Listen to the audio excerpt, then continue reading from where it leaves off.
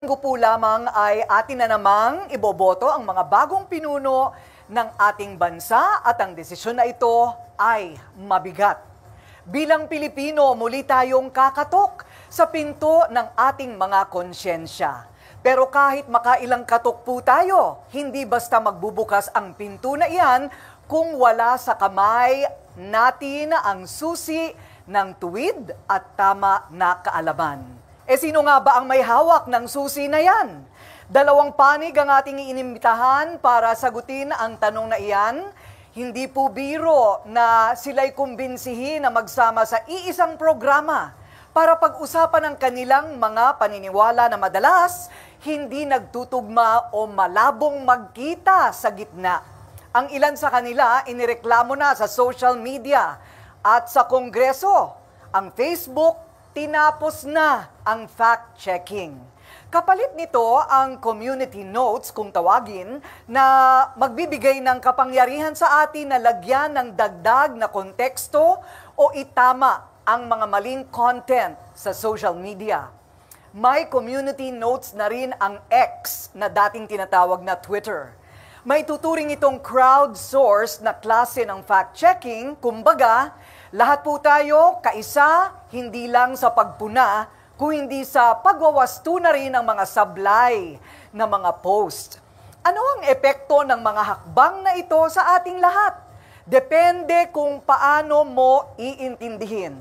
Ito ba'y pag-atake sa kalayaan ng pamamahayag o proteksyon ba ito laban sa mga mali at malisyosong pahayag? Sabi nga, we are entitled to our own opinions, but we are not entitled to our own facts.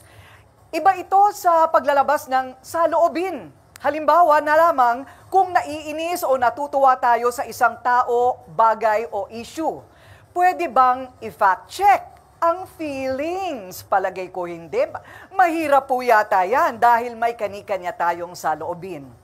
Pero ang kasinungalingan na paulit-ulit na sinasambit sa isipan, madalas kumakapit. Ang katotohanan na hindi kailanman binabanggit, sa isipan mahirap ipilit.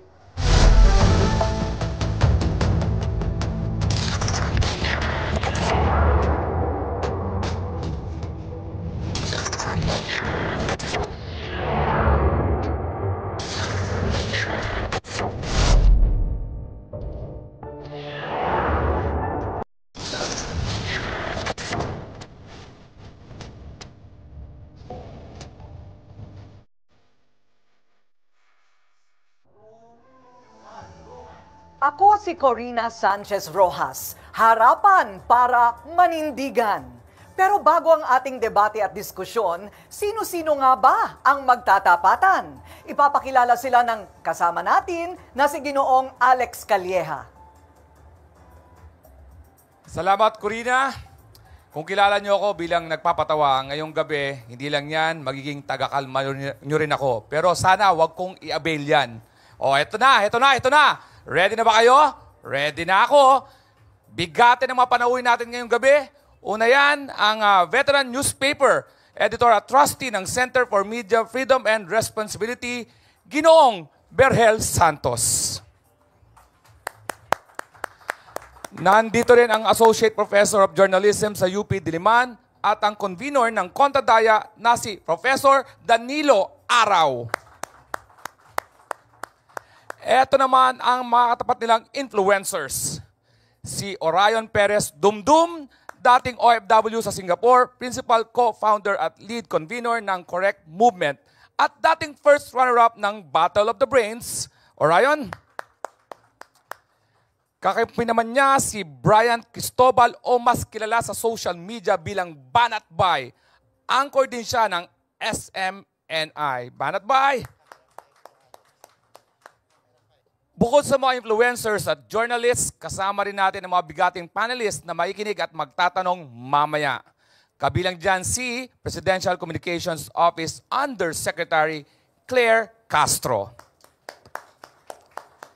Nariyan din ang dating Press Secretary at Presidential Spokesperson Martin Andanar. Panelist din ang chairman ng Political Science Department ng University of Santo Tomas na si Professor Dennis Coronacion.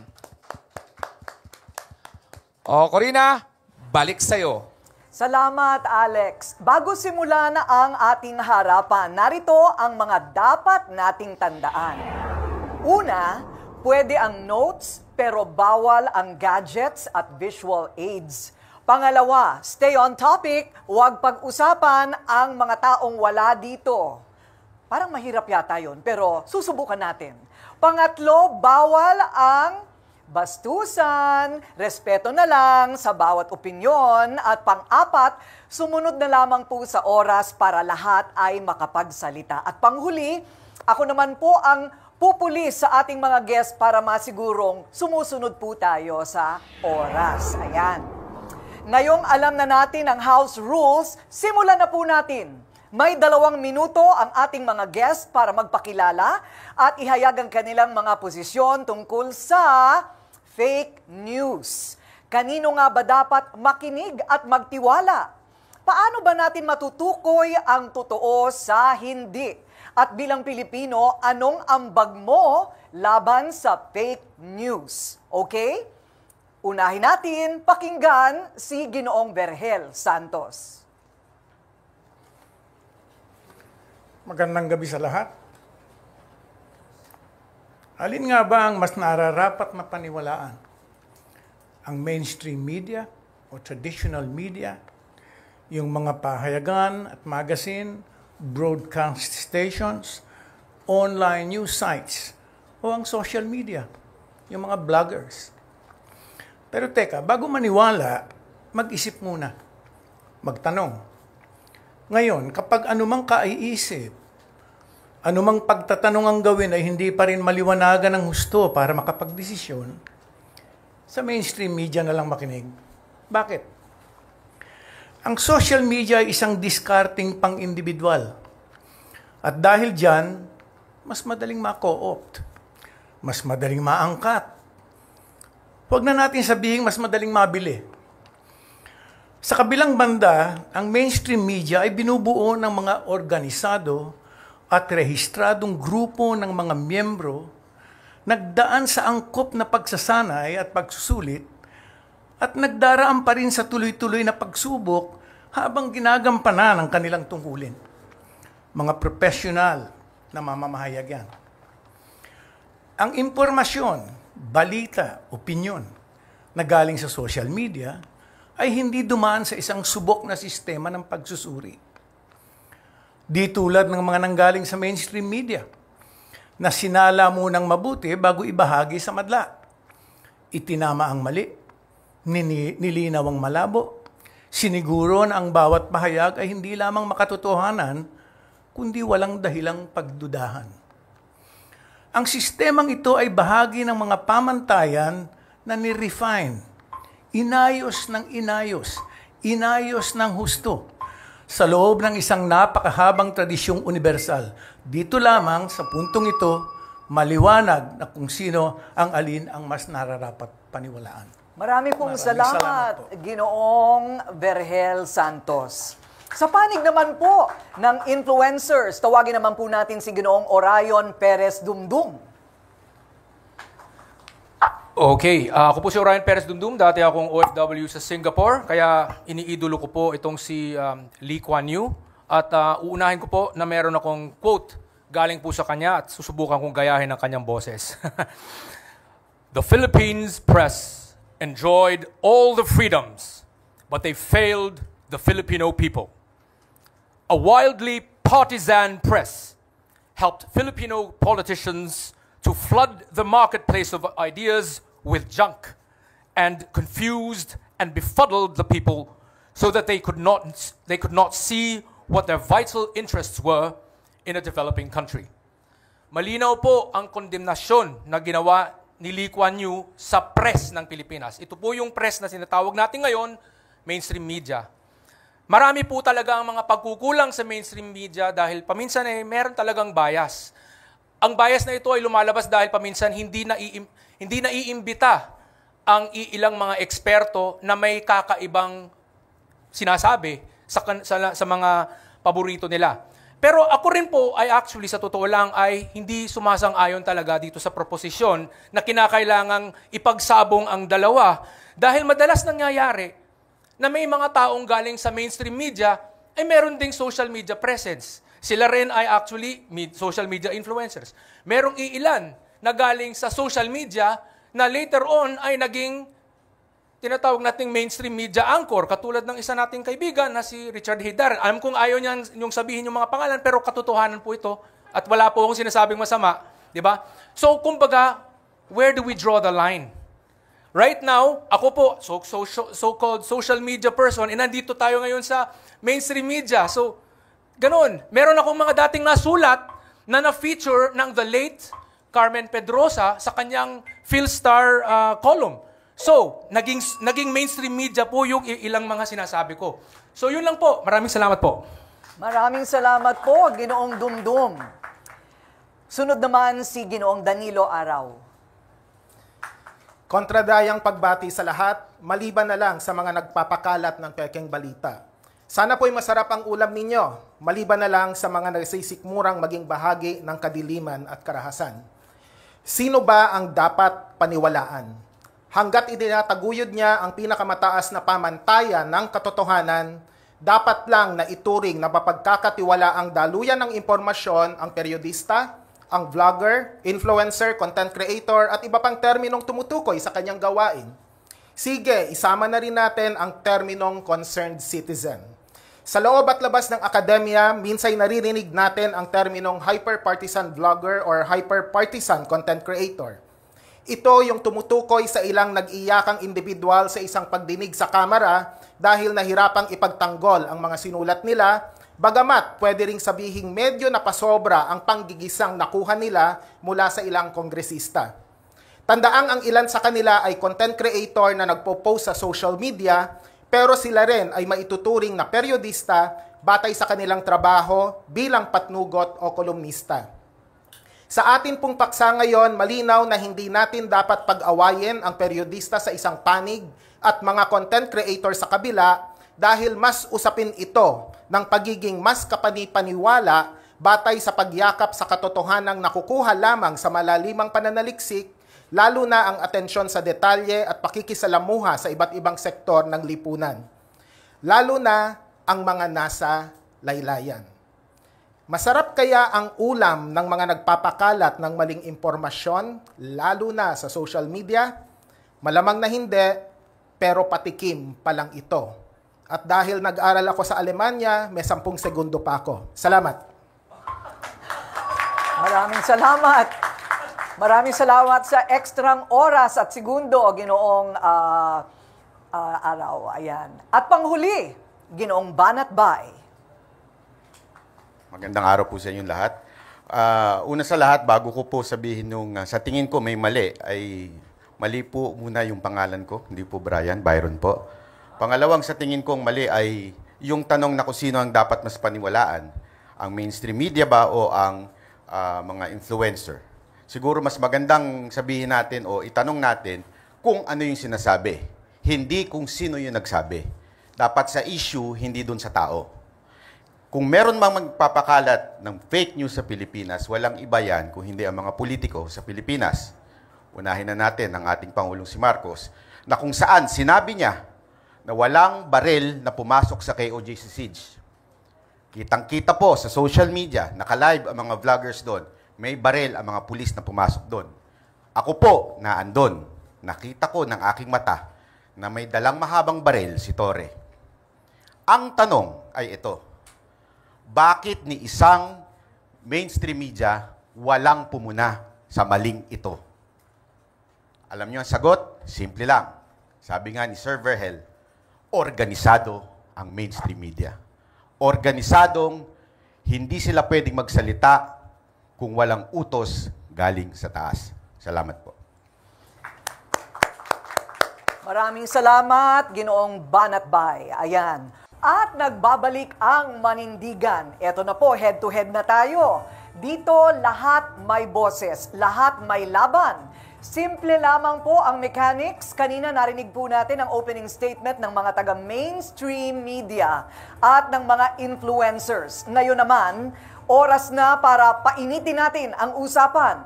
Bibigyan po sila ng 30 seconds para questionin o di kaya'y usigin ang isa't isa. Wala pong personalan, debate lamang. Pagkatapos niyan, may 1 minuto naman po sila para ipagtanggol ang kanilang panig. Kung gusto pang bumawi, ay may 30 seconds para sa rebuttal or final say. Lahat may chance magsalita. So, handa na ba kayo? Ayan, umpisa na po ang head-to-head harapan. Unahin natin si Ginoong Vergel Santos. Bago natin pakinggan si Lee Kuan Yew, alamin muna natin kung sino siya. Konteksto. Si Lee Kuan Yew, collaborationist noong panahon ng Hapon. Pagkatapos noon, nag-install ng personal dictatorship sa Singapore. Pagkatapos noon, nag-install ng party autocracy, dictatorship din sa Singapore. Ang unang ginawa niya nung maging diktador, ay pakulong ang lahat ng kalaban. So, yun lang. Yun namang nagpupunta sa mainstream media na galing sa social media, dadaan lahat yan sa proseso, sa sistema, sa pag-uusig. Marami pong salamat. Sunod naman ay si Ginoong Orion Perez Dumdum. Okay, fake news po yung sinasabi na na diktador daw si Lee Kuan Yew dahil ang meron po sa Singapore ay hindi dictatorship kundi parliamentary form of government. Ang PAP po ay pwedeng matalo kung hindi sila magaling. Pwede silang matalo. Dati nga hindi naman sila yung yung nasa poder, dati labor front yun eh. So, essentially, mali po yung pagka-characterize na masama kay Lee Kuan Yew. Let's look at the results. Maganda po ang nagawa niya. Kaya, bakit ba natin hindi pakikinggan ang mga sinasabi niya? Totoo naman eh. Back then, masyado nating hindi, kumbaga, yung mainstream media, kumukontra sa ilang mga reforma, katulad ng charter change, constitutional reform. For the longest time, laging pinapamukhang masama ang mga reformang kinakailangan ng Pilipinas. Bakit ba ganun? Ayusin sana natin to, pero hindi mangyayari to kung masyadong biased ang mainstream media. Di ba? Kaya ako, bilang isang reform advocate, I needed to use social media kasi hindi ako nabibigyan ng panahon na makapagsalita sa mainstream media. Ganun lang po. Thank you. Marami pong salamat. Pakinggan naman natin si Ginoong Danilo Araw. Kay Pangulong Duterte, alam natin na napaka-polarizing na figure niya. At gusto kong itanong lang sa kanilang dalawa, sa pag-cover kaya ng pag-aresto kay Duterte, may pagkukulang kaya yung mainstream media o yung naging source kaya ng pekeng balita hinggil sa TRO for example na na-issue, saan kaya nanggaling ito? So magandang malaman ang inyong opinion. Salamat po. At ito naman po, sagot ni Banat Bay. Pagdating po dun sa pag-kidnap sa ating dating Pangulong Duterte, sa tingin ko po ay talaga namang may mga mali doon dahil kahit po ibang mga abogado na hindi po kapanig ng Duterte ay sinasabing hindi dumaan sa due process. Alam naman po natin sa bayan natin, kahit anong paman ang ihusga sa iyo, kailangan kang dumaan sa due process. Simple lang, saan ho ba na-commit yung sinatawag nilang crime? Sa Pilipinas. So bakit hindi sa Pilipinas nilitis? Ang simple yung tanong nun na hindi kayang sagutin ng mainstream media kasi nga po natatakot sa hagupit ni Torre. Ginoong Vergel Santos, sa palagay po ba ninyo, ibalik natin sa Pilipinas mula sa Singapore ang usapan? Alam mo, yung Singapore, hindi mo mabubura yung historya ni Lee Kuan Yew at ng Singapore. At kung ang Singapore man ay maayos ngayon, maayos ngayon, hindi dahilan yan para burahin mo yung nakaraan ng Singapore at ni Lee Kuan Yew. Istorya yan, tumatakbo yan. Kung meron mang dapat sabihin si Lee Kuan Yew at ang kanyang mga lipores ngayon tungkol sa Singapore, huwag dito. Ginoong Dumdum? Well, ito po yung mga sinasabi nating fake news, yung junk na ginagamit ng mga ibang tao sa loob ng mainstream media sa Pilipinas na sinasabing to confuse and befuddle the people so that they do not know what their vital interests were in the developing country. Ang mga kinakailangan po natin sa Pilipinas ay maraming bagay na ayaw naman ng mga ibang katulad ni Sir Vergel na ang gusto kasi talaga niya ay yung so-called rambunctious democracy yata. Pero ang kailangan, for example, in Singapore, disiplina, maayos na ekonomiya, yun yung mga mas importante. Di ba? Vital interests in a developing nation. Okay, mula dito sa mainstream media, Ginoong Vergel or Ginoong Araw? Tama ka, mainam na ibalik natin yung diskusyon sa Pilipinas sapagkat ayaw natin ng diskusyong Marcos, yung galawan. Lalo na kung napag-uusapan natin kung papipiliin tayo kung authoritarianism ba yan o demokrasya. There is no middle ground and there is no compromise as far as democracy is concerned, as far as our basic freedoms would be necessary. So mahalaga na isapuso natin ang ganitong klaseng mahalagang usapin dahil hindi lang kalayaan sa pamamahayag ito, kundi demokrasya. Salamat. Okay. Sandali, balik lang muna natin sa usapin ng fake news. Medyo naliligaw na ata tayo. Ito lang ang laging punto ng mga taga-mainstream media na wala daw nagpupulis sa social media. Ang tanong, hindi niyo po ba alam yon na meron nagpupulis sa social media? Simpleng tanong, sino po yung nagpupulis na tinutukoy ninyo para alam ng publiko? Go ahead. Kung ang bawat network, meron silang network, may mga boss, di ba? Mga reporter, may boss. Ang social media ay meron ding tinatawag na community guidelines. Doon sa platform na pinagsusulatan nila. Una yon na nagpupulis sa kanila. Pag naglabas ka ng fake news, tatanggalin ka. Kaya nga meron tayong tinatawag na fact checker.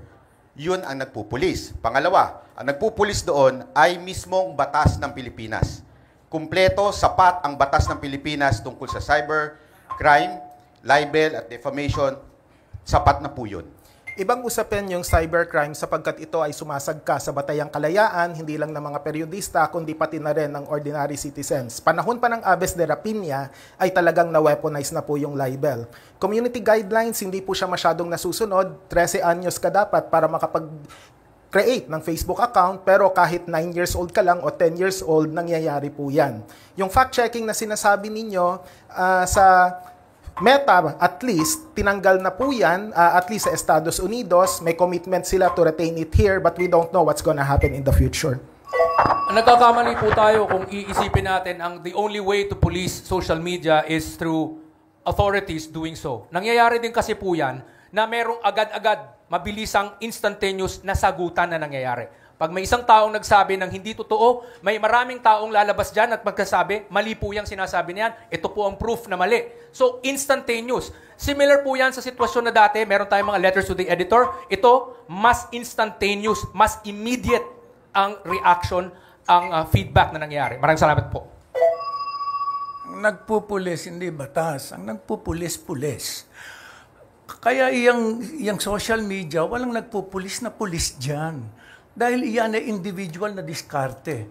Yan ay kanya-kanya. Ang pagkakaiba niyan, sa mainstream media, may sistemang pinapasok sa social media. Kahit sa mainstream media, kahit ka galing sa social media, pag sumwitch ka sa mainstream media, dadaan ka dyan. Gusto ko lang din pong linawin na may sobrang dami na rin mga mainstream media outlets na may presensya sa mismong social media. So, nasa na nga ba talaga ang linya? Nasa na ba talaga ang delineation na ito? Yun po yung tanong eh.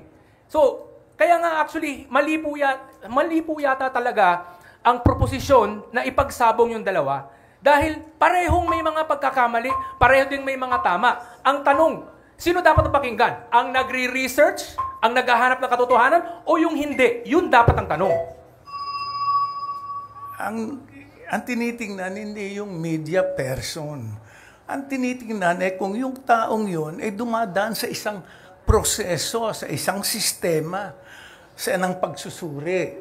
Pag hindi ka dumaan dyan, kahit na nanggaling ka pa sa social media, basta pumasok ka dyan, dadaan ka dyan. Iyon ang pinag-uusapan. Mga tuntunin, at mga palatuntunan at saka mga standards. Yan ang pinag-uusapan. Paano po ba nila nasasabi na kapag nasa social media ay hindi dumadaan sa proseso? May sobrang daming tao mismo na nasa loob ng social media ay mga doktorado, mga eksperto, mga bihasang-bihasa sa kanilang mga larangan na pinanggagalingan na hindi nga lang masyadong nabibigyan ng pagkakataon na makapagsalita sa loob ng mainstream media. Kaya sila nag-social media at nagkaroon sila ng following. Nangyayari po yan na may maraming talagang tunay na eksperto, tunay na sobrang galing na nandun mismo sa social media na dumadaan sa matinding proseso. Okay? Maraming salamat po. Ibig sabihin, pag may masteral degree ka, meron kang doctoral degree, paniwalaan ka na. Hindi yan ang viral.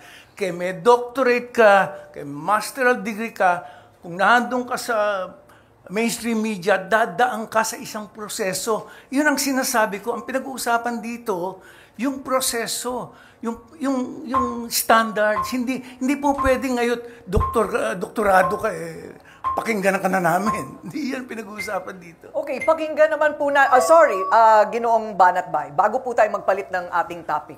Mukhang medyo naliligaw ata si Sir kasi parang ang sinasabi niya dito, yung proseso sundin at yung mga nagpupulis doon sa mainstream media. Ang tanong, hindi po ba nagkakamali yun? Ang lahat nagkakamali, pero mas malamang magkamali, walang proseso. Ang lahat nagkakamali, pero wala kang standards, wala kang proseso, wala kang sistema, mas malamang kang magkamali dahil nag-iisa ka eh.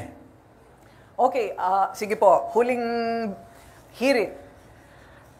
Maganda yung sinabi ni Sir, nagkakamali ang lahat daw, ang mainstream media.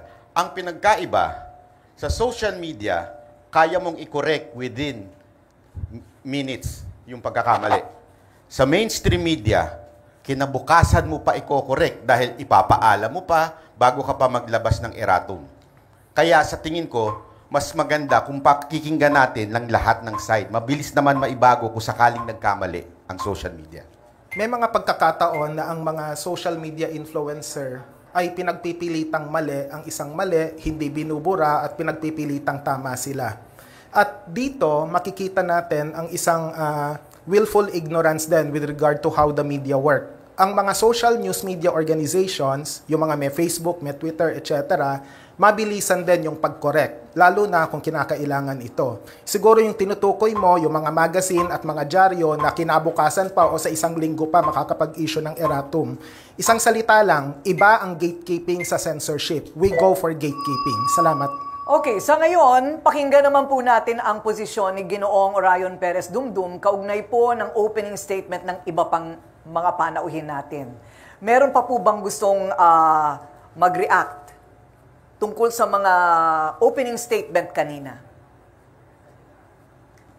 Well, actually, ito, I'm just going to, mag-a-add lang naman tayo. Ang sasabihin ko talaga, hindi siguro dapat talaga ipinagsasabong yung dalawa. It's not a matter of where you came from or so-called who you are. It's what you say. Ano ba ang sinasabi mo? Totoo ba yung sinasabi mo? Meron bang basehan yung sinasabi mo? Nangyayari kasi yung mga pagkakamali on both sides. Yung po ang dapat tutukan natin. On both sides nangyayari. So, mas magandang pakinggan natin yung mga tamang nagsasalita na nasa loob ng mainstream media at sa social media. Basta tama ang sinasabi nila. Kung mali, huwag natin pakinggan. Ganun. Ginong Araw. Maraming salamat sa sinabi mo. Ang nuance lang dito ay yung usapin ng katotohanan. Kung babasahin ang libro ni Edmund Lambert na pinabagatang Committed Journalism and Ethic for the Profession, sinabi niya rito na may dalawang klase ng katotohanan. Ito ang factual accuracy at contextual accuracy. Factual accuracy, madali nang i-define yan. Ito ay tungkol sa tamang datos. At ang contextual accuracy ay tungkol naman sa pagsusuri. May posible na ma-fact check ka kung mali ang pagsusuri mo batay sa mga datos. Sapagkat kaya nga sa filosofiya, meron tayong tinatawag na logical fallacies. Credentialism, ad misericordiam, there's the whole list of fallacies. At sa usapin ng trolling, hindi lang naman yan usapin ng inflammatory remarks, kailangan ding malaman ng publiko yung bagong termino ngayon, ito yung sea lioning. Kunwari matalino, pero nililihis naman yung diskusyon at napakarami po noon, unfortunately. Di ko na lang papangalanan. Salamat. Ang gusto ko lang sabihin tungkol sa kaninang sinabi ay patungkol doon sa parang ina-assume kaagad, gine-generalize na pag ang social media ay nagkakamali. Medyo sabit po ata yun. Wag ho natin i-generalize. Tulad na lang din po ng sinabi ni Professor kanina na nag-iyakan daw yung mga vloggers dahil hindi nila mapagtanggol yung kanilang sinabi sa kamera. Nag-iyakan po sila kasi natatakot lang makontempt at no choice, kailangan umapir doon.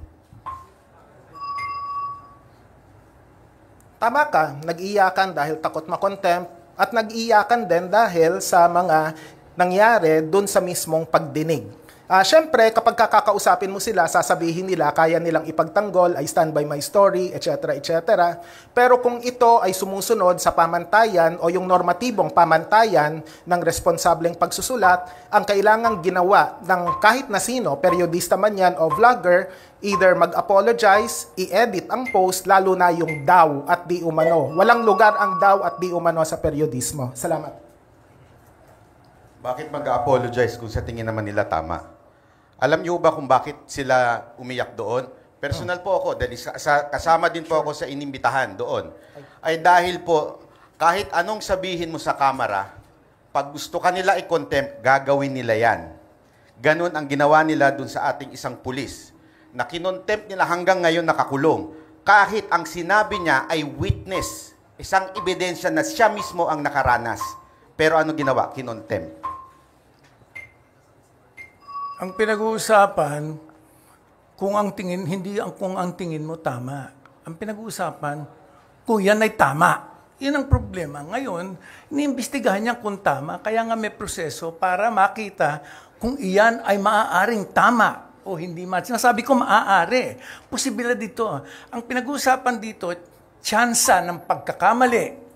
Ha? Pag hindi ka dumaan sa isang masusing proseso, mas malamang kang magkamali. Paano ka magkakamali kung ang isang bagay ay iyong opinion lamang dun sa tao? Halimbawa, puwersahan kang mag-sorry dahil sinabihan mo yung tao ng tanga. Eh kung yun talaga ang pananaw mo doon sa kanyang opinion o sa kanyang trabaho, ay talagang isang kamangmangan. Pero bakit mo ngayon pipilitin yung tao na mag-sorry? Hindi naman to issue ng pagpilit na mag-sorry. Kung ayaw mong mag-sorry, huwag kang mag-sorry. Pero yung usapin ng opinion, may kasabihan sa periodismo, opinions matter, but there are opinions that weigh more than others. Kapag ang opinion mo ay batay sa chismis, meron daw na mga resign na mga pulis, hindi pala totoo, ang premise mo, batay dun sa datos, problematic na. Kaya dito, mahalaga yung proseso, yung vetting na tinatawag. Kasi kapag may fresh set of eyes na editor na titingin ito, makikita ang kakulangan. Salamat. Parang masyadong mainit ang ulo ni Sir sa salitang daw. Pero hindi po ba gumagamit din ng mainstream media ng ganyan? In English lang, alleged.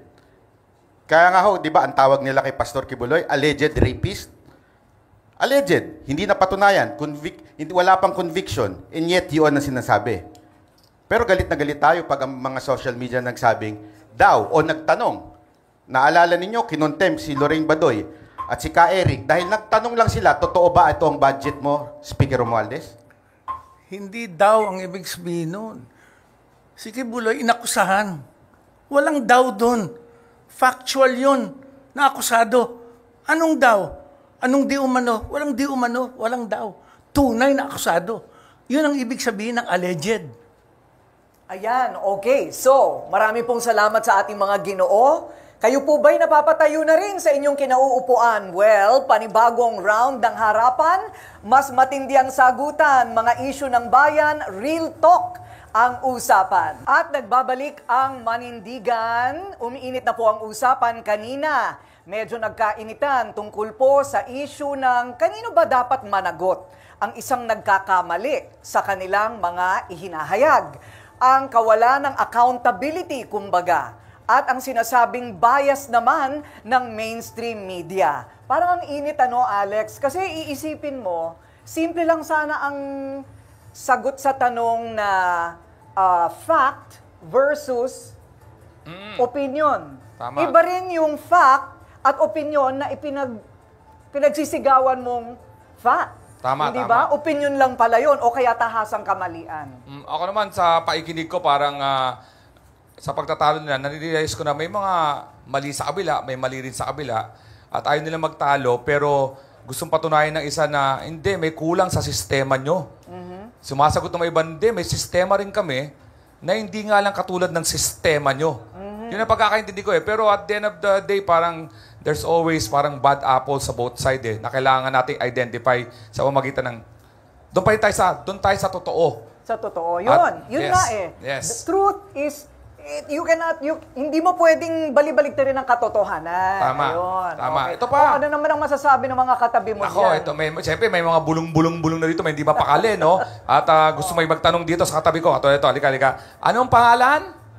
Magandang gabi. Yes. Ako si Brian Basa, reporter Sandali, sa News. Brian ba talaga o baka naman Byron? Hindi. Brian talaga. Ako yung Yan, Brian oh. talaga. At least na-fact check natin to ha, bago natuto na tayo. Yan, Brian, anong katanungan mo? Yan, para sa ating mga Ginoo mula sa mainstream media. Kasi syempre, hindi na lang tayo nagbabalita ngayon. Kahit yung mga vlogger, influencer, nag-uulat na rin sa kanilang mga online page. Kaya, dapat bang i-regulate ang content ng mga influencer na may lamang balita? Yun ha. Oh, maaari pong sumagot kahit sino po. Mabigat ang kanyang tanong. Self-regulation, oo. Government regulation, hindi.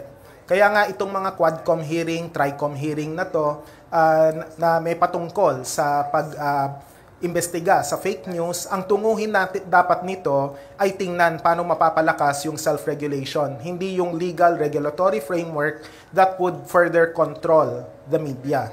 Ngayon, internally, sa usapin ng gatekeeping, nasa desisyon na yan ng news media organization kung pipiliin ba nila na i-regulate internally yung personal social media account ng reporter, pero kadalasan hindi naman nangyayari po yun. Yan. Okay ba sa iyo ang sagot, Brian? Kasi pag hindi okay, pupunta ka sa kabilang side para Sa panig naman ng mga influencer. Yan, sa influencer, baka may Yes, sagot kayo sir. sa tanong ni Brian. Ginoong Dumdum. Well, actually, ang gusto kong sabihin talaga ay una, may kinalaman dito sa sinabi ni Sir Verhel, no. Una, kasi parang ayaw niya talaga kay Lee Kuan Yew. Kasi diktador daw. Sabi niya diktador. Ngayon, kasi mahigpit daw sa pamamahayag mahigpit sa freedom of expression daw. Ngayon, ang nangyayari, ang social media ay talagang malayang-malaya ang mga tao. So, nagkaroon na ng tinatawag nating freedom. Bakit ayaw niya? Akala ko ba yun ang gusto niya? Hindi ba? Parang may problema yata. Contradiction. Okay. Ginoong Araw. The contradiction will only be apparent kung walang gatekeeping sa media. Or to be more particular, sa tinatawag na legacy media. Ang gusto sana natin for social media platforms to exercise responsible gatekeeping para kahit papano may semblance of process or system na binabanggit nga ng kasama kong si Ginoong Verhel Santos. Kasi pag malayang-malaya, ayaw natin ng isang anarchic setup. Pero yung kalayaan naman sa pamamahayag, dapat pinaglalaban yan, bagamat may kaakibat na responsibilidad. Salamat! Hindi ko lang maintindihan sinasabi ni Sir na parang malayang-malaya ang social media. Meron ho tayong batas na pumupulis ho talaga sa bawat social media post. So bakit masasabi nating malayang-malaya na magsinungaling ang mga social media? Kung meron naman din tayong batas na sapat na sa tingin ko, yung sinasabi ni Sir na regulation, sa tingin ko sapat na po ang batas natin para ma-regulate ang lahat ng tao. Sa katunayan, hindi nga po pwedeng gumawa ng batas na laban sa freedom of speech na sa Bill of Rights natin po yun. Okay. Siguro mula naman sa ating mga panelist, si Ginoong Martin Andanaray narito, meron po ba kayong opinion o tanong? Maraming salamat, Ate Kuring. Magandang gabi po sa inyong lahat. I agree with Sir Verhel na mas organized at mas merong specialized training ang traditional media. But how do you explain the fact na maraming social media political vloggers ang mas sumisikat ngayon kaysa sa mga traditional reporters or traditional commentators? Ito ba'y nagpapakita lamang na merong pagkukulang sa traditional media? Maaring may pagkukulang. Maaring ding yan dahilan sa kultura. Anong klaseng kultura meron tayo? Meron tayo ang kultura ng butante ngayon no? Yung mga partisans, either fanatical or cultish. Pagka iyan binigyan mo ng balita na suiting yung kanyang persuasion, tatanggapin yan. Kasi nga fanatical at cultish eh. Pero hindi nag-iisip. Ganun nangyari. Sabihin, indoctrination. Umari po, siguro ang gusto kong masabi dito ay nagkakataon na sa social media kasi wala po tayong mga yung tinatawag na time limit o yung mga space limitations ng mga newspaper na I'm sorry, kinakailangan ganito lang kahaba ang article. So, maraming nangyayari na may mga talagang tunay na bihasa, dalubhasa, talagang eksperto sa kanilang fields na nakakapagpahayag ng kanilang mga kaalaman sa social media. Kaya sila napapakinggan. Katulad ni SAS, for example, SAS Rogando Sasot, when it comes to international studies and relations. So, ganun po. May mga ganung klaseng mga eksperto na bibigyan sila ng more chance na makapagsalita doon. Thank you. Sagutin ko lamang po yung sinabi ni Sec Martin na bakit mas marami ang umaano sa social media. Nakakalungkot lang na nanggaling kay Sen na parang sinasabi ang mga Pilipino tanga. Pero sa akin, sa tingin ko lamang po, kaya na ang mga Pilipino ay mas nag-aano sa social media kasi po, mas nakaka-relate sila. At the same time, they can say kung ano yung nararamdaman nila doon sa specific topic. Unlike sa mainstream media, hindi naman sila pakikinggan. Kasi syempre, isang organisado sila, opisina. Hindi katulad sa social media, mas personal. Ayan. Yusek Claire, hindi ba parang okay naman na ang opinion? Right? At kadalasan sa social media, opinion. Pero paano naman yung tinatawag na tahasang kamalian o kasinungalingan? Yes, very clear naman. Makikita naman natin kung ano ba yung disinformation, ano yung fake news. Example na lang, sabihin natin dito ha, ito ay nasa news naman, hindi naman kailangan na sabihin na wala dito. Yung tungkol sa pinag-utos di umano ng Supreme Court, ng TRO, pero wala naman. Mismong Supreme Court ang umalma rito. Yun palang tahasang fake news na yon. So, hindi naman pinag-uusapan dito ang opinion. Yun ay factual. So, maliban doon, kitang-kita kagad na merong mali siya sa pagbibigay na ganitong klaseng fake news or disinformation. Okay. So, would you like to react Yes. sa kanila pong sinabi? Oo. Kaya kanina, sabi nga natin, siguro kaya yung social media influencers ay nasasabing hindi organisado. Dahil unang-una pa lang, meron ditong house rules na huwag babanggitin. Sana ang mga events o tao o okasyon na hindi kasama rito sa itong ating programa ngayon. Pero tanungin ko na po, si Mr. Byron, you live to your name. You live up to your name, Banat. So when you said na walang utos galing sa taas, okay, paano mo, o hindi, ano ang ginawa mo to verify this? Meron ko bang pinatutungkalan? Network ba ito? Mainstream ba ito?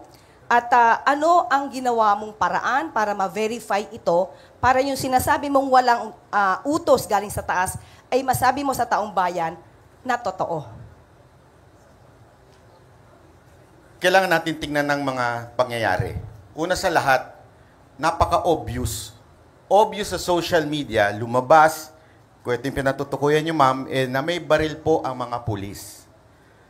Yan po. Excuse me po, I would like to cut Mr. Byron. Apa. My only question is, ano ang ginawa mo to verify na walang galing na utos o walang utos na galing sa taas? We don't have to mention the event. I just want to know, ano yung ginawa mo para malaman mo kung may katotohanan na walang utos sa taas? Did you ever communicate with the owners or kung sino man yung taas na sinasabi mo? Ma'am, pinapaliwanan ko nga po, bago po ako naputol, pinapaliwanan ko na mga yung circumstances, sa tingin ko, opinion ko, ay organisadong hindi po pinalabas sa mainstream media yung reaksyon na sandali, may mali ata doon sa sinabi ng ating Pangulo. So it's only your opinion.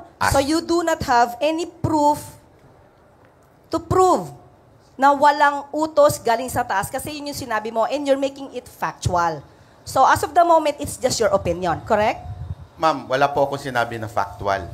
Paulit-ulit ko po sinasabi na it is my opinion. No, kanina po sinabi niyo po kanina na meron kayong nakausap at sinabi na hindi yan na ilabas dahil ang sabi, walang utos galing sa taas. So is that your opinion? Ma'am, wala po ako sinabing may nakausap ako. Oh, so in other words, is that your opinion? Yes, ma'am. It's So my opinion. this is not factual? Yes, So ma'am. you cannot prove itong statement mo na walang utos galing sa taas? Yes, ma'am. Ang sinasabi ko nga po ay paulit-ulit, kanina pa po, ay opinion po lamang ito. Kahit po ako nagbablog po, laging nagre-react lamang po ako sa balita ng mainstream at sinasabi ko pong ito'y aking opinion.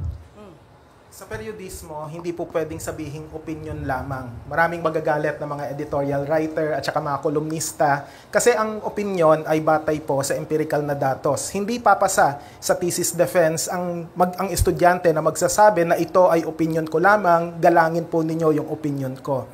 Maling-mali po na ang datos ay isasantabi para lang maglahad ng opinion para makapag-chase ng clout at makapag-chase ng viewers. Salamat! Pero ang tanong ko po, ibig po bang sabihin nun, bawal na magbigay ng opinion sa social media? Hindi bawal pero mali. Mali ang magbigay ng opinion? Kung hindi batay sa datos. Ganon kasimple. Mali. Ganon siya kamali. Kasi maraming malalasong isipan kapag ang opinion ay hindi batay sa katotohanan. Hindi bawal, mali. Salamat. Okay, Professor Dennis Coronacion.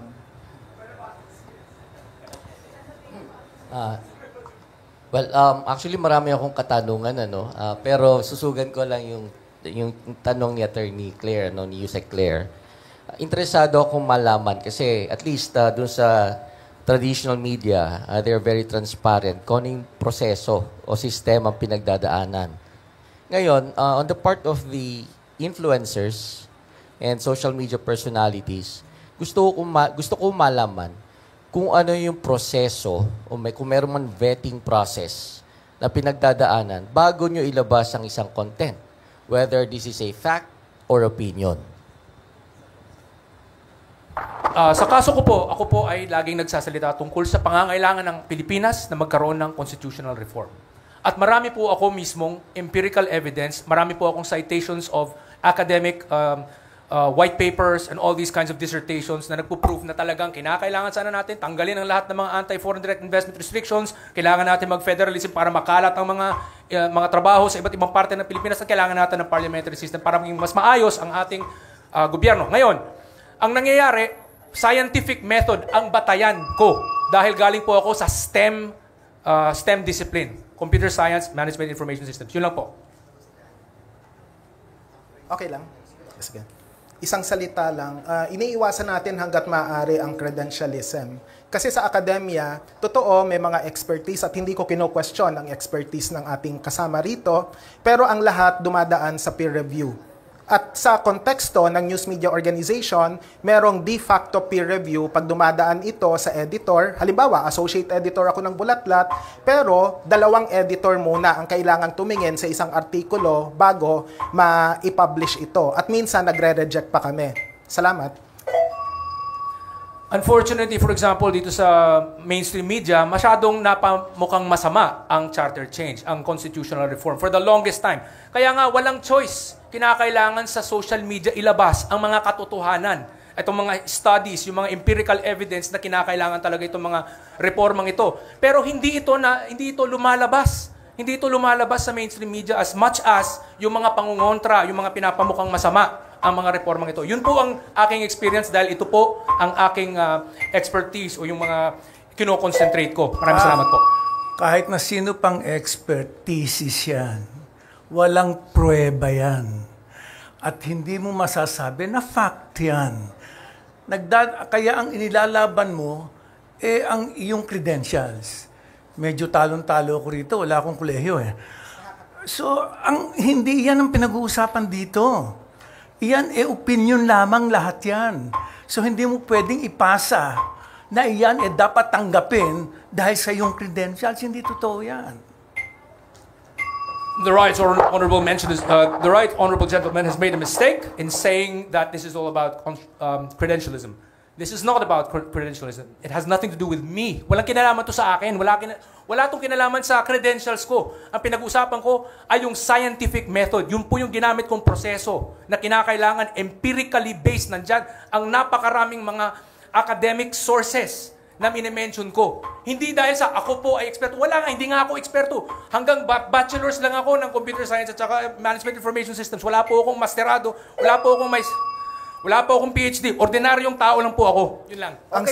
Ang scientific process po, ulitin ko lang, kailangang reviewin yan ng iba pang mga tao. Kaya nga yung mga preprint na mga publication, hindi masyadong siniseryoso. Hindi natin sinasabing hindi totoo, pero hinihintay natin yung actual na pagre-review.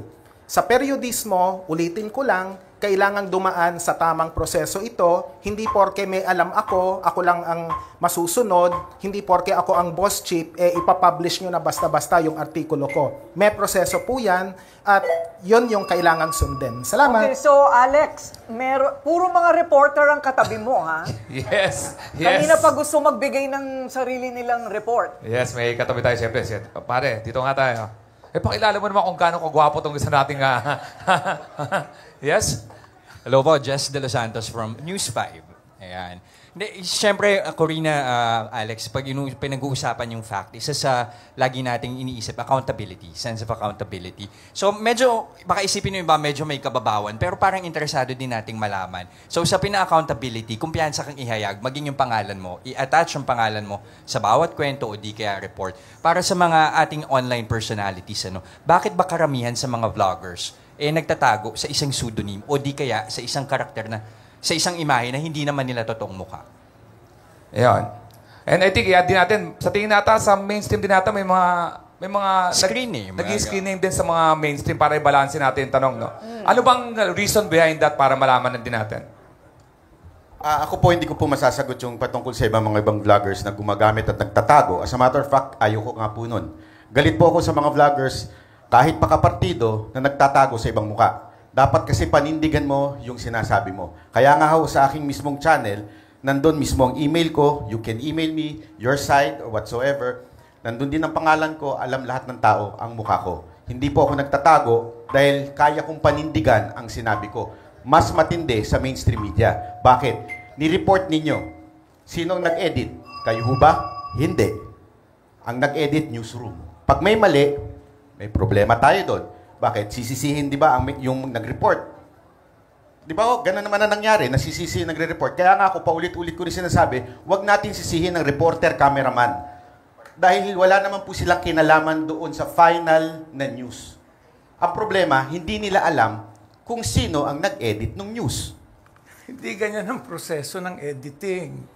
Ang editing, ginagawa yan habang ang reporter nasa tabi niyan. So, hindi po pwedeng yung editor ang masusunod kung anong gusto niya. At ang editing, may layers yan. Umpisa pa lang, meron ng editor na nagpapatakbo ng tropa ng reporters. Sumasagot sa editor yan. Yung editor na yun, may isa pang susunod na editor uli. Meron pa uli. Pero lahat yan, ginagawa habang nahandoon yung lahat ng tao yun. Meron kaya tayong gustong sabihin? Hindi, tama ho, yung sinabi din ni Sir Berhel, para lang din isang paglilinaw. Ang reporter, oo, nagsusulat siya ng kanyang initial na draft ng script, ng kung ano man yung kailangan niyang isulat, but at the same time, dadaan yan sa producer bilang layer. So, kumbaga, kailangan din natin ng checks natin para masigurado na factual, tama, nasa tamang konteksto yung isusulat, nasa tama ang pagkakaanggulo ng bawat kwento. Base na rin, syempre, sa inihayag na detalye ng reporter. Kumbaga, ano ho yan? Nagtutulungan ang reporter, maging ang producer at ibang editors pa na nasa newsroom. Parang mali lang po ata ang kuha sa akin ni Sir. Wala po akong problema sa pag-i-edit. Ang sinasabi lang natin dito, yung unang tanong about accountability. Ang social media, mas accountable kasi kitang-kita na sila mismo nagsabi, opinion nila ito, kaya maaari yung sabihin kagad na mali ka. Unlike po sa isang reporter, kung ini-report mo, amitin na natin, marami po tayong nire-report tapos na-edit din yung iba. Hindi ho kumpleto. So yung sinasabi natin na medyo yung accountability doon nawawala po. Kasi nga, hindi natin masisi yung hindi naman natin kilalang editor. Okay. Hindi. Kung ikaw ay nagtatrabaho sa mainstream media, hindi po pwedeng lumabas yan. Titingnan yan ng editor at sasabihin sa'yo kung may diferensya yan. Yung kanila hindi. Pagkasulat nila, lalabas na hindi po pwede sa mainstream media yan. Iyan ay may layer upon layer of checks. Kaya hindi po pwedeng dumaan ka. Ngayon, kung meron ka ang opinyon na hindi tumatayo sa katotohanan, hindi papayagan yan. Ulitin ko po, parang hindi po ata ako naintindihan ni Sir. Wala po akong problema doon sa sinasabi niya. Ang sinasabi ko po yung issue ng accountability. Okay, awit na muna tayo. Okay, Maraming awat salamat na daw. sa mga tanong. Okay. Pero pagbabalik pa si Ginoong Araw, tsaka parang sinisiluban din ang inuupuan ni Ginoong Vergel Santos. Iinom lang po kami ng malamig na tubig. Yes. Sumama ka na? Tayo Yes, dalawa? yes, tayo dalawa. Umiinit na po ang ating usapan. Ito naman mamaya susubukin ng mga panelists ang kaalaman ng mga taga-mainstream media at influencers. Sasalang sila sa matinding tanungan pa rin. Ito ang programang hindi ninyo pwedeng i-mute, i-scroll, o i-scene zone, ha? Magbabalik ang manindigan. Sa katatapos lamang na mga panahon, binanggit nga po ng mga social media influencers na sila daw ay may mas accountability kasi sila mismo ang humaharap. Hindi tulad ng mga mainstream media na organisado, organisado din sa pagtatago pagkatapos ng pagkakamali o dahil sa bias. Pag-uusapan natin ang bias maya-maya. Sa ngayon, matapos ang 2 rounds, katakot-takot na debate sa pagitan ng ating mga guest, ngayon ang ating mga panelist naman ang muling magbabato ng mga tanong. Kumbaga sa mga beauty pageant, ito yung question and answer portion. Yan nga po sila, Palace Press Officer Undersecretary Claire Castro, Martin Andanar at Professor Dennis Coronacion. May 1 minuto para sumagot ang ating mga panauhin. Pwedeng mag-react, pero sa loob lang ng 30 seconds pagkatapos ng sagot. Simulan natin ang Q&A kay Yusek Castro.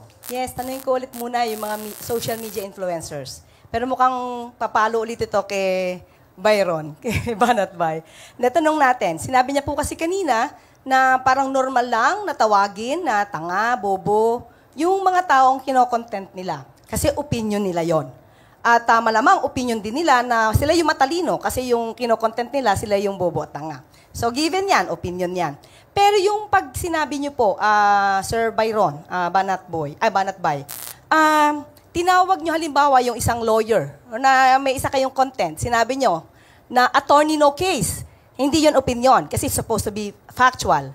Kinausap nyo ba yung lawyer para malaman nyo na no case ito? Kasi it's one way na medyo dinidiscredit nyo yung kinokontent nyo. So, nakausap nyo ba yung lawyer para malaman nyo kung talagang wala ba siyang kaso? At kung hindi ba one way of making it giving this information? Una-una sa lahat, hindi ko po sinasabi na ito'y disinformation. Ito po ay ang bansag sa kanya ng mga netizen. So, akin lamang po yun na sinasabi din, na hindi ko naman din sinasabi na literal na no case yung tao. Ibig sabihin lang po ng no case, wala siyang tamang issue. Ganun lang. So, ibig sabihin, hindi naman ibig sabihin na wala siyang kasong hinahawakan dahil trial lawyer siya. Apo. So, at the time, opinion lang din yon. Yes, ma'am. Hindi siya factual. Apo. Okay, yun lang po. Pwede lang pong ituloy ko lang sa opinion po. Kasi lagi po nating mukhang nagkakalabo tayo sa issue ng ang dapat ba ang social media ay maghatid ng news o opinion. Paulit-ulit naman po sinasabi na ang social media ay isa lamang pong opinion. Na, tulad ng sinabi ni Sir, mali daw. Hindi po mali ang opinion. Bakit? Kung halimbawa, sabihin ko na mas masarap ang pakwan kesa sa saging, opinion ko ito. Hindi mo pwedeng sabihin mali. Kung mas masarap sa kanya ang saging, hindi ko pwedeng sabihin sa kanya, mali yan. Kasi nga, opinion po yun. Sa social media, ganun din po. Meron lamang po kaming opinion at reaksyon sa mga nangyayaring news. Iba kasi, Mr. Banat, by yung sinasabing attorney no case. Kapag sinabi natin attorney no case, sa pangkaraniwang tao, lumalabas na itong abogadong to, parang walang kakwenta-kwenta dahil walang kaso. So, dapat siguro nililinaw nyo rin po yun para yung taong kinokontent nyo, hindi naman nasisiraan sa mga ordinaryong taong hindi naman naiintindihan yung sinasabi ninyo. Tama po kayo, ma'am. Malinaw ko din sinasabi sa aking vlog yon. Sa katunayan, talo pa siya sa kaso niya kay Tulfo. So, ibig sabihin, meron talagang kaso. So malinaw po yun. Hindi ko sinasabing opinion ko na wala talaga siyang kaso kasi ilang beses ko pong sinight na natalo po siya sa kaso. Okay, ang susunod na naman na magtatanong ay si Ginoong Martin Andanar. Ate Coring, maraming gustong maliwanagan sa issue na to. Mula sa ating mainstream panelist, mainstream media. Alam natin na ang malaking mga media companies sa Pilipinas, halos lahat ay pagmamay-ari ng mga malaking negosyo o negosyante. At lahat ng mga negosyanteng ito, mga negosyo, ay may kanya-kanyang interes. Hindi o kaya itong rason kung bakit mas dumadami ang viewers ng ating mga black timers, ng ating mga vloggers, dahil nga alang-alam din natin na wala silang tinatagong interes. How do you reconcile this problem? Ang ginagarantiyahan ng demokrasya, hindi ikaw ay makakatanggap ng tama. Hindi ano. Ito ay plurality of voices. Sa dami ng periodiko, sa dami ng periodista, sa dami ng media influencers, natututukan yung constitutional point na kailangan dito plurality. Mas nakakarami kayo, mas marami kayo, mas mabuti. Hindi dahil sa marami kayo, tama na ang sinasabi niyo. Hindi. Kaya nagkakaiba-iba. Ang ginagarantiyahan lang plurality of voices Hindi naman iba na Kaya ganun ang nangyayari. So, mapa mainstream media, mapa social media, yun ang garantiya ng konstitusyon. Maraming nagsasalita. Sundan ko lamang po yung tanong ni Sec Martin dun sa issue ng personal na interes. Kasi nga po, yun ang pinagkaiba ng social media kesa sa isang organisadong network na may mga ibang negosyo ang may-ari ng network na maaaring hindi nila ito i-report kung may mali. Halimbawa na lang, may isang mining, may isang ganitong electrical. Paano mo babanatan yun kung ang may-ari na tinatayuan mo ang may-ari nun? Dito nagiging mahalaga yung plurality of voices. Posibleng may business interest yung isang media organization, halimbawa mining, meron namang isang network na anti-mining kasi environmental advocate yung may-ari. Kaya magkakaiba ang kanilang framing. At ang nagbebenepisyo rito ay ang publiko, but on the assumption na ang news media organization ay straightforward at transparent kung sino ang mga nasa likod ng kanilang mga pinagmamay-arian. At sa pangkalahatan, nagiging transparent naman yung ilang mga news media organization. Salamat po. Maganda yung sinabi ni Sir na transparent. Kaya mas naniniwala ako na mas transparent ang mga social media vloggers. Bakit po? Kasi sa social media vloggers, alam nyo na kami po ay merong political leaning o may bias with ED po yun. Alam nyo po na kami ay halimbawa ko, isang Duterte supporter. Pero ang problema sa mainstream media, you are trying to pretend that you are not biased. Pero alam naman natin dahil sa interest ng namumuno o may-ari, maaari kayo ay nagiging biased. Ang bias ng media ay dalawang bagay. Una, yung bias para sa katotohanan at ikalawa, batay sa normatibong pamantayan, yung pagbibigay ng boses sa mga walang boses. Pero, syempre, ito yung teorya at sa praktikal na implementasyon ng mga pagbabalita, syempre may mga competing interests. Hindi lang yung mga may-ari ng media, kundi pati na rin yung mga editor. Pero may proseso na pinagdaraanan at ang kredibilidad ng news media organization ang maku-question kung ang kanilang interes ay hindi tumutugma sa interes ng nakararami. Thank you. Tama po si Sir. Kaya nga po naki-question ng ilang mainstream media dahil kitang-kita ang pagiging bias ng ilan. Wala akong pinapatukuyan na network dito, pero makikita naman natin sa mga report. Bibigyan ko kayo ng halimbawa, hindi ko papangalanan. May isang DJ na pag ang issue ng traffic sa NLEX ay hindi niya na pinupuna. Bakit? Kasi isang owner noon ay ang owner ng kanyang network. Okay. Iwan muna natin ang issue ng bias. Ito naman po si Ginoong Professor Dennis Coronacion. Well, actually, yung tanong ko may kinalaman rin sa bias. You're free. Kasi nabanggit ni Sir Santos kanina that the beauty of the existence of media in this country is that there are so many of them. There's freedom, kumbaga man. And in the process, nabubuo yung plurality of voices na sinasabi ni Sir. Pero Sir, we cannot deny the fact na in reality, despite the presence of these so many traditional media outlets, meron pa rin mga nagdo-dominate. Yung mga naglalakihang mga media outlets. And we also cannot deny the fact that they are owned by businessmen who have some connections in people in high places sa politika natin, ano. So, yun, paano kaya yun, ano? Parang hindi naman nangyayari yung plurality of voices kung mayroong oligopoly pagdating sa ownership ng media. Talagang malaking usapin talaga yan. Ang atin culture of connections. Talagang kabit-kabit yan. No? Ang nagkakaiba lang dyan, iba ang connect nito, iba naman ang connect nito, at iba naman ang connect nitong isa pa, kaya mag-away-away na lang kayo pareho dyan. At in the process, we are just hoping, na there will be some distillation, na didistill yung nasasala, yung opinion. Pero yung facts, hindi. Ano yan walang ano dyan sa facts. No? Walang kompromiso dyan. Yung opinion. Ang ayoko lang mangyari, yung halimbawang ang opinion mo based on taste, napakababaw naman. Ha? Kahit sino mag-opinion ng taste, kailangan paliwanag mo pa rin kung bakit ganyan ang panlasa mo. Ano? Hindi yon, mas serious ang problema natin dito. So hindi taste ang pinag-uusapan. Oh, okay.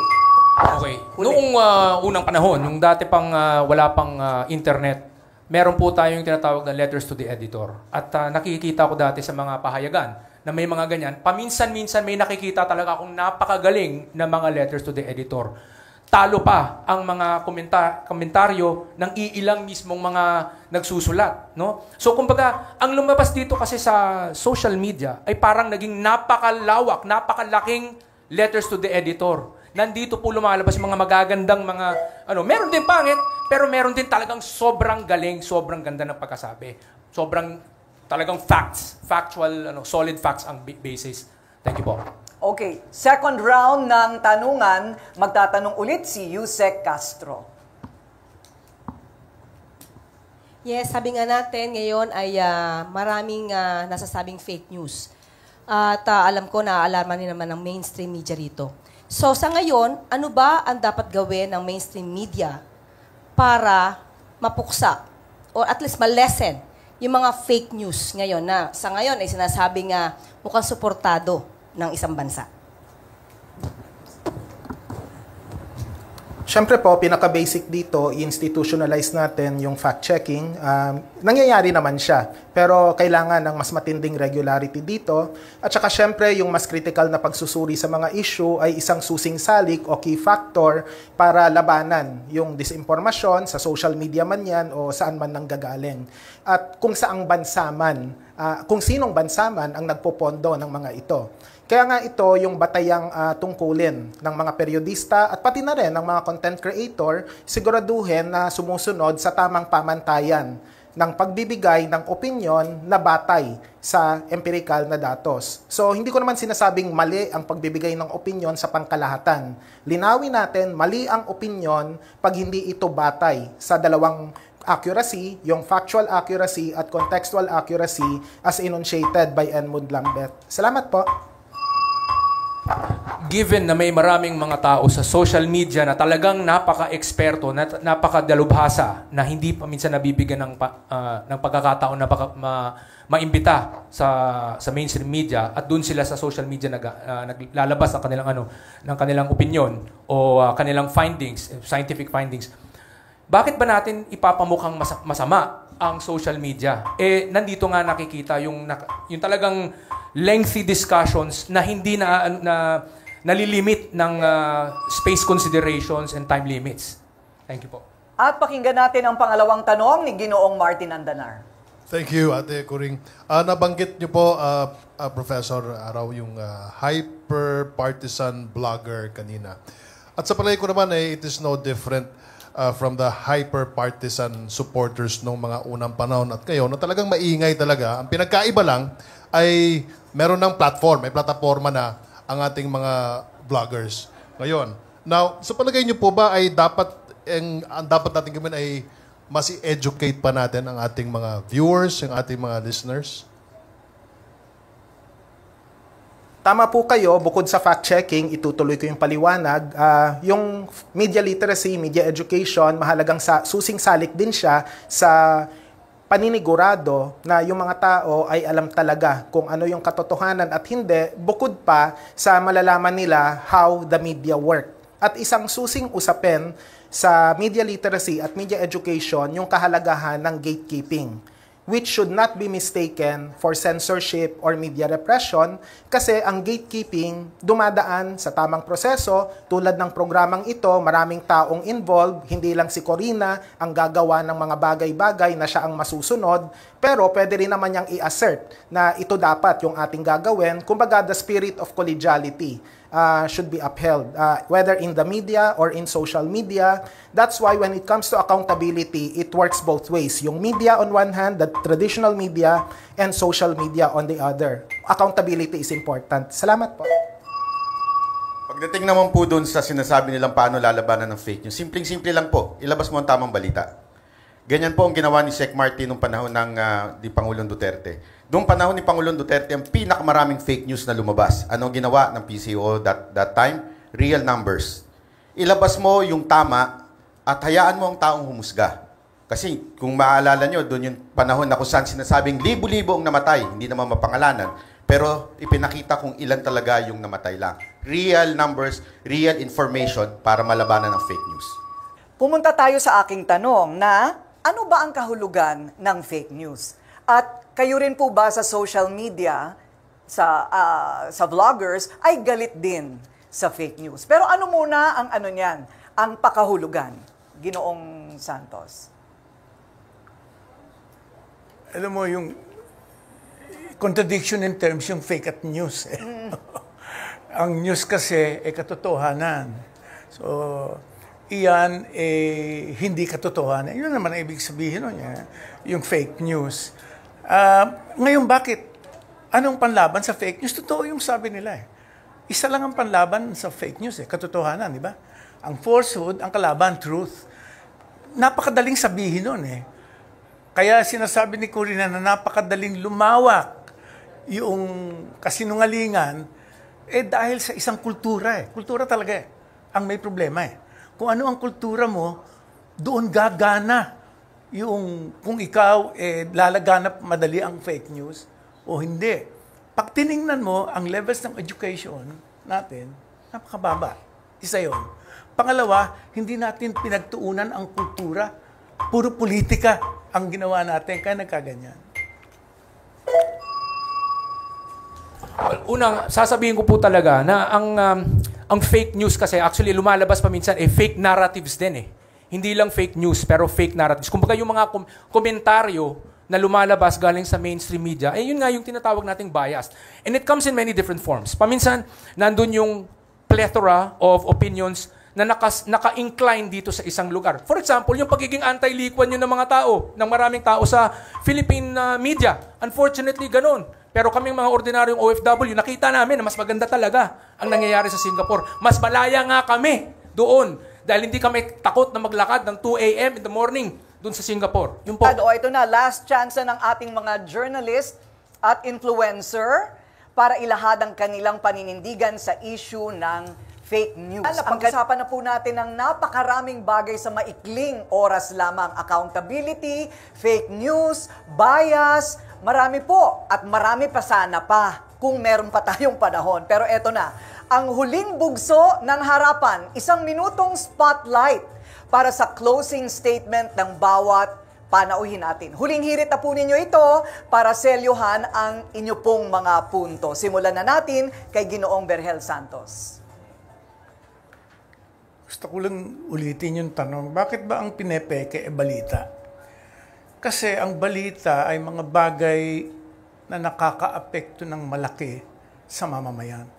So pagka ikaw ang nagpeke ng balita, kaka-attract ka ng customers. At pagka iyan fake news, lalo kang makaka-attract ng marami. Kasi natural sa fake news ang maging provocative. Incendiary yan no? Kaya madalas iyan. Ang aking lang gusto sanang mangyari, magkaroon talaga ng ng sistema, proseso, no? At pamantayan para hindi kanya-kanya. Yun lang ang aking beef doon sa doon sa social media. Magkaroon lang ng pamantayan, sistema, proseso. Pwedeng magsama yan Dalawang yan no? Yun lang. Salamat. Maraming salamat, Ginoong Vergel Santos. Pakinggan naman natin ngayon si Ginoong Orion Perez Dumdum. Para sa akin po, hindi po dapat pinagsasabong talaga ang mainstream media at ang social media. Dahil sa totoo lang, both sides may mga problema. Makikita natin yung mga fake news at fake narratives both on social media as well as mainstream media. Usually, kung sa mainstream media, it has to do with maybe one-sidedness, yung sa pag-iimbita ng tao, naiimbita yung mostly one side, tapos yung hindi masyado nabibigyan ng pansin yung other side, kaya mas dominante yung naratibo ng isa. Nangyayari din yun sa social media, yung mga, yun nga, gumagawa-gawa lang ng mga gusto nilang sabihin. So, hindi rin pwede yan. Ang dapat tutukan natin ay hindi yung sino yung nagsasalita at saan po siya galing, siya ba'y galing sa mainstream media o social media. Ang tingnan natin, ano ba talaga ang sinasabi niya? May laman ba talaga itong sinasabi niya? Meron ba talaga siyang ebidensya sa sinasabi niya? Meron ba talagang empirical evidence, empirical proof? Meron ba siyang mga citations? Yung po dapat ang batayan natin. Logical ba yung mga sinasabi niya? Ganun po. Thank you very much. Maraming salamat, Ginoong Dumdum. At mula naman kay Associate Professor Danilo Arao. Team kasinungalingan o team katotohanan? Siyempre, katotohanan. May malinaw na pinapanigan ang periodismo at iba pang alagad ng media. Patuloy tayong magmulat, maglingkod at makibaka para makamtan ang ninanais nating makabuluhang pagbabago. Ang retorika ng di umanong bagong Pilipinas ay dapat suriin din sa konteksto ng lumang kaayusang hindi naman nababago at hindi mababago hanggat may pansariling interes na itinataguyod ang mga nasa kapangyarihan. Periodista man o hindi, huwag tayong maging kasabwat ng mga nagnanais ng kasamaan at kadiliman. Huwag magsinungaling, huwag abusuhin ang kapangyarihan ng media sa paghuhubog ng opinyong pampubliko. Ngayong halalan, ang makabuluhang boto ay hindi para sa mga sinungaling at magnanakaw, kundi para sa mga nagtataguyod ng katotohanan at katarungan. Kontradayang gabi sa ating lahat, maliban sa fake news peddlers at mga mandaraya. Salamat po. Maraming salamat, Ginoong Arao. Pakinggan naman natin si Banat Bay. Ang nakakapagtaka lang dun sa buong topic kanina, ang dami nilang sinabi patungkol kay Lee Kuan Yew. Pero yung mismong sinabi ni Lee Kuan Yew ay hindi sila nagbigay ng argumento. So yun ang hindi ko maintindihan hanggang sa na-realize ko na ganun po talaga pala ang personality nila. Bakit? Kasi nilalahat po nila ang vloggers at influencer na tila mga hindi profesional o di kaya lagi nagpapakalat ng fake news. Ulitin ko, wag po natin i-generalize ito. Dahil meron namang vloggers na matino, meron din namang mainstream media na nagpapakalat din ng fake news. So, sana po wag natin i-generalize ang salitang fake news o yung salitang bayaran. Salamat po. Mabigat ang mga puntong binitiwan po ng magkabilang panig pero ang bawat isa nanindigan at nakinig. Nakita naman po ninyo yon. Marami po tayong natuklasan at natutunan sa punto de vista ng mga influencer, gayon din ng mainstream media. Sa isang malayang bansa, may karapatan ang bawat isa na sumang-ayon at sumalungat. Hindi po ba? Ito ang tunay na diwa ng demokrasya. Mapa mainstream media o social media pa yan. Sa pagtatapos ng ating programa, sana'y nabuksan po ang inyong isipan, lalo't malapit na po ang botohan. Kung hindi pa, patuloy po nating hanapin ang susi ng katotohanan. Ang fake news ay nakakabulag. Kailangan nating mag-aral, magsaliksik, mag-usap at makinig sa bawat panig. Para sa Mayo 12, gawin na po natin ito. Alamin ang totoo sa pakitang tao. Maging matalino tayo sa ating pagboto. Bilang Pilipino, bayan ang ating ipanalo.